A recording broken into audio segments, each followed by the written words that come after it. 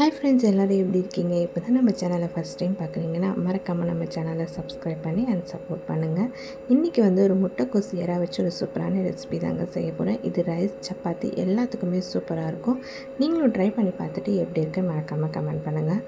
இதுக்கு முதல்ல குக்கரில் எண்ணெய் விட்டு வெங்காயம், பச்சை மிளகா, கொஞ்சமாக கொத்தமல்லி சேர்த்து நல்லா வதக்கிக்கோங்க.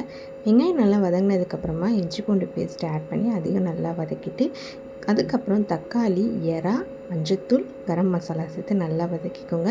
அது எல்லாம் நல்லா தொக்கு ஸ்டேஜ் வந்ததுக்கப்புறம் நம்ம கட் பண்ணி வச்சுருக்க முட்டைக்கோஸ் இதோட ஆட் பண்ணி மிளகாத்தூள், மல்லித்தூள், மட்டன் மசாலா இது எல்லாமே சேர்த்து நல்லா வதக்கிட்டு இப்போ தேங்காய், சீரகம் சேர்த்து நல்லா கொஞ்சம் மையாக பேஸ்ட்டை அரைச்சி அதுவும் இதோடு சேர்த்து நல்லா ஆட் பண்ணி கலந்து விட்டுட்டு இதுக்கு வேறு அளவுக்கு கொஞ்சமாக ஒரு கிளாஸ் அளவுக்கு தண்ணி விட்டு ஒரு 2-3 விசில் வச்சு எடுத்திங்கன்னா சூப்பரான ஒரு கிரேவி ஸ்டேஜுக்கு ரெடி ஆகிடுங்க.